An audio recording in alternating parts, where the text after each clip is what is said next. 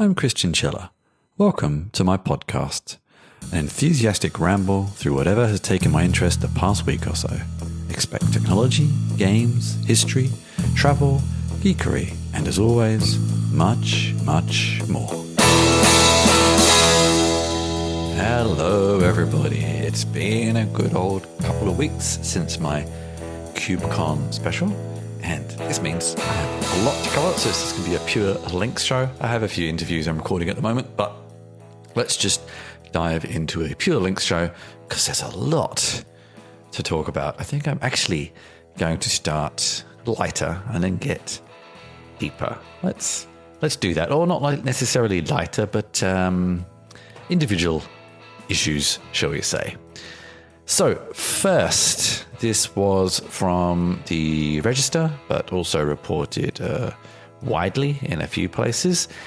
Whilst a lot of people have been focusing on rewrites of the Linux core, elements of the Linux core and kernel in Rust, Microsoft is actually busy doing the same in Windows. And this includes quite a few new features, some of which you'll start seeing in the next few months, apparently, already. And they've been converting a lot of C++ code into Rust. This includes the graphics driver interface, a bunch of internal syscalls. I don't know much about Windows, and some other places. Anyway, I found it interesting. And of course, I don't think you'd ever hear from Apple announcing anything similar, and they're not likely to be switching away from Objective-C or Swift anytime soon. But you never know. I think they do employ Rust engineers. And one of the justifications for this was not just a technical one, although this could be argued by many, but also because it is easier these days to find Rust engineers than C or C++, which I don't know how I feel about that. Is it too soon to make that call? Is it too soon to say that that C and C++ have kind of had their day and that Rust is now going to replace all of that code? I don't know. I don't know enough about Rust to make that judgment, but I found it an interesting statement, and maybe Rust will be in the same position as C and C++ in 20, 30 years. We'll see. But in the meantime, if you're a Windows or a Linux user, you can look forward to probably not even noticing that it's happened, and that's a good thing. Next, I guess sort of beginning a series of posts where we should be worried about a few things. This is at one end of the automation chain. It's a very human end of the automation chain, written by Antonio Regaldo on MIT Technology Review. The first babies conceived with a sperm-injecting robot have been born, controlled by a PlayStation controller, apparently, which is somewhat damning, and not even by a doctor, but by an engineer. And it amazes me how someone would agree to this. I'm guessing because it was complex, advanced surgery that they possibly got for free. And it's hard for some people to say no to that, especially when IVF is quite expensive. But tie this together with a lot of other conversations that I will be covering very soon around automation and artificial intelligence. It doesn't take too long to connect one to the other and have AI controlling, generating babies. And I will just leave that there for now. Obviously, it's an amazing technology, but is it really already so easy to put life in the hands of automated, not at the moment, but it's not much of a leap, machines? I don't know how I feel about that. And it makes me think of Brave New World, if you've ever read, or there's also a comic if you want a more visual version of it. I don't think there's ever been any films or TV series, I'm not sure. This sort of visualization of machines just handling the next generation for us. This gets a little weird, doesn't it? Anyway, I'll leave that one there. If you have any thoughts on that or on Rust in Windows, then do get in touch with me at christianscholler.com. Before we revisit AI, let's sort of do a little bit of a review of some of the other negatives happening in the tech industry at the moment, the sort of job cuts aspect. And there's an article here from Yahoo Finance showing how cloud adoption is actually starting to slow. Some of this, I think, is due to companies realizing maybe it's not all that and that it's not as cheap as a lot of people promised. And there's some cost cutting, of course. Some is that people are doing much more distributed hybrid clouds. But either way, it shows that whatever the reason, it's showing that slowdown is happening. So that's one thing. And then, of course, we have job cuts coming from many companies now. Meta have announced some more, and many have. And even Apple is now starting to slow hiring. Hasn't cancelled it yet, but it's slowing. So everyone is doing this. And who knows how long this sort of winter will last. But the interesting thing, and this again is from MIT Technology Review by Joy Lisi Rankin. But I also saw this discussed in a few other places, but I think this was the article that maybe sparked it, that learning to code isn't enough. This was something that everybody would tell people to do sort of 10 years ago up to very recently if they were looking for a new job, looking for new skills, looking for a new employability potential was learn to code. And we can argue about the impact of that. We can argue about the quality of some of that education, et cetera, et cetera. I've discussed that many times in the past. That's not really what I want to talk about here. But now, with a lot of these jobs getting cut back or replaced, or actually getting superseded, especially junior roles, by AI, what do we tell people to do now? We've spent so long telling people to learn to code is the next big thing you can do. Now what do we tell them? Now what do we tell the people who learn to code who can't find a job because companies are making cutbacks and would rather replace them with artificial intelligence? What do we tell them to do instead? And so it's quite an interesting article that goes into some of the details of that in that what is next? And is there going to be enough potential behind it to fill the gaps that were not only created previously, but are now being created even more? And this is also a historical article as well, looking at where some of the aspects along the past few years, what they missed out on in amidst this education program, and now what should we be doing, learning from those mistakes in the past to potentially get to the problem we're now going to have when, again, telling people to learn to code isn't going to be enough anymore. We need new things for even coders to do. So, yeah, I found it a really interesting read. And all of this is part of the MIT Technology Review education issue, actually. And we'll see what happens and whether all these sort of boot camp courses and things over the past 10 years have prepared people for a change that I don't think anyone on or running the courses was expecting. So let's see what happens next, I guess. I think that's the best we can say at this present very, very fluctuating point in time. And I'll link to some of the other articles talking about the various layoffs. This is from Vox as well, but there's been plenty of them over the past few months, of course. Next on Vice by Matthew Gault, Palantir, that wonderfully ethical company with a great reputation, demonstrated artificial intelligence to fight wars. And I'm going to read you the whole headline because it's wonderfully tongue-in-cheek. Palantir demos AI to fight wars, but says it will be totally ethical. Don't worry about it. So we now have the potential for machines to create our next youth, and we also now have artificial intelligence to kill them again.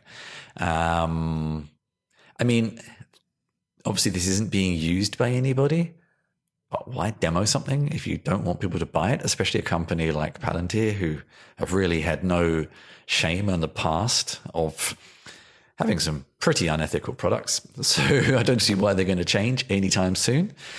So yeah, great. Read that article over on Motherboard. If whilst it still exists, I'm not sure what device is shutting down, but whilst Motherboard still exists, they have some great content. So take a look at it. And let me know in the comments how you feel about the future.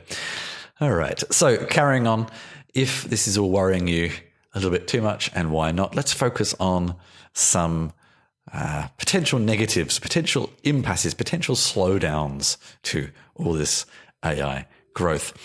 First, this is one from Celeste Callio, who was running Stories by AI. A sort of fun publication on Substack that for some time was just generating stories by AI. And she has now said, they're not going to do it anymore. Because what started out as something fun is now becoming kind of too concerning. It's becoming too much like a reality that may end up having such an impact on creative writing that is it something that she wants to support anymore? And I spoke about this on a few shows, but not just the impact of writing, but the impact on writers is happening already with publications, etc., stopping submissions because they can't cope with the increase in generated content. And, it's really kind of ruining the creative writing process for those of us who actually just want to write. It's not a matter of churning things out for money or whatever. It's just because we like writing. And here's another sort of victim of it, someone who was actually using artificial intelligence to create content and now says it's too much. It's time to stop treating this like something enjoyable and focus on the real human creativity. So I found that quite interesting. And you should have a read of it if you can find it over on that Substack. Similarly, the algorithm, also from MIT Technology Review, a lot's coming out of them, talks about one of their newsletters. I couldn't really find an actual article about this. It's just a newsletter where the title is A Cambridge Analytica style scandal for AI is coming. And this loosely ties into the announcement of the European data watchdog talking about how companies should start being more cognizant of all this very, very quickly, especially American businesses, to understand what is going to happen here, and that they should really get on board with it before they create more problems, before the big scandal comes to blow everything open. Although the Cambridge Analytica scandal with Facebook and with Meta didn't really slow them down. In fact, they're just as profitable as ever, so did it matter? But if you can find that on the algorithm, their newsletter, then take a look and see what you think. Finally, oh wow, another one on MIT Technology Review. I've been reading it a lot. Melissa Heichler, OpenAI's hunger for data is coming back to bite it. This is something that's been coming up a lot over the past sort of 6 weeks or so, where even the people behind some of these models are saying that we've kind of reached a peak for the short term because there's simply not enough data and processing power to go any further at this point. And that, of course, at this point may not last a very long time. And does it matter anyway? We'll see. But they're already talking about how we have kind of reached limits for now, but how long that will last, we don't know. And how the scraping of all this data to get to the next levels, even ignoring the technical side, this ties in to what I was just talking about with the regulation, is that maybe what they need next, they will not even be able to get hold of because regulators have preemptively stepped in to stop them. Whether that comes from privacy reasons, whether that comes from legal reasons, copyright reasons, etc., that they may not even get to the next step legally and ethically. Everything else, of course, we will see whether it stops anybody anyway, but there we go. All right, let's end on to lighter links. Farrago 2, soundboard application for macOS that I really, really love, but I never used it as much as I could have because it didn't really work with the Stream Deck, which is a wonderful hardware device from Elgato. And now it does. And actually, I really love the application. Now it's much more integrated with my workflows. I will be using it a lot more. I expect to hear a lot more incidental sounds in all of my output very, very soon. And if you don't own Farrago, then go take a look. If you do own Farrago 1, then you get an upgrade discount. So take a look. It's really, really nice, actually. And finally, ending on a kind of geeky joy. I feel like I've covered this before, but over on the Internet Archive, I love old maps. And the David Rumsey map collection is a fantastic collection of royalty-free maps. If any map lovers out there, go take a look. There's some wonderful, wonderful examples here. All for free, all on Internet Archive. Internet Archive is a wonderful place. I have used it many, many times for various resources. Go take a look. All right, then. So that was links for the episode. And some interesting topics there, I think. Many more that I will dig into in the near future. And if you have any opinions on them, please let me know. christianschiller.com, you can find my contact details. Or if you are reading or listening to this, anyway, that doesn't really make sense, but you know what I mean, on Substack, then you can also jump in the chat or the comments for the issue and add your comments there as well. From me, it's been a busy few weeks outside of many of my creative outputs. Just a lot of holidays in May, a lot of travel. It disrupts the various things I'm trying to get done. So I'm not 100% sure if there's anything that I've been working on that has been finished since we last spoke, in all honesty. I think they're still ongoing. I did have my write-up of KubeCon, which was also the last episode of the show, so you've probably already heard it. So that's pretty much it on the writing front. I do have a few things in progress that are nearly finished, so should be ready by the next newsletter to tell you about them. And on videos. In the past few weeks, I looked at what we got. I'm not sure how many of these I might have mentioned before, but we have Mac Whisper, Mac native audio transcriptions using OpenAI. A video where I looked at converting GarageBand and Cubase songs to Ableton. Me detailing how I migrated my Jekyll site to Astro. I looked at Music Score for open source music notation. And finally, I looked at the new Raycast AI feature. And coming up probably just a day after this episode releases, I'll be looking at Autopod, which is actually an Adobe Premiere Smart AI plugin. And we'll be recording Inbox We Trust episode 4. So new things, lots of new video, not so much new writing, but all of that you can look forward to. Until then, keep an eye on christianschiller.com.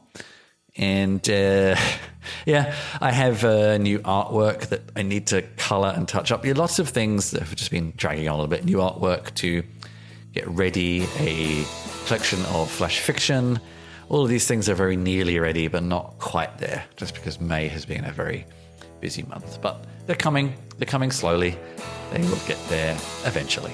So until then, thank you very much for joining me, and take care, everybody. I hope you enjoyed the show. Find out more about me at chrischinchilla.com, where you can find show notes, sign up for my newsletter, and find all of my writing, games, work, and video links. There's also details on how to get in touch with me. And if you want to get even closer to what I do, join my Discord server for behind-the-scenes discussions and helping me produce my shows and work.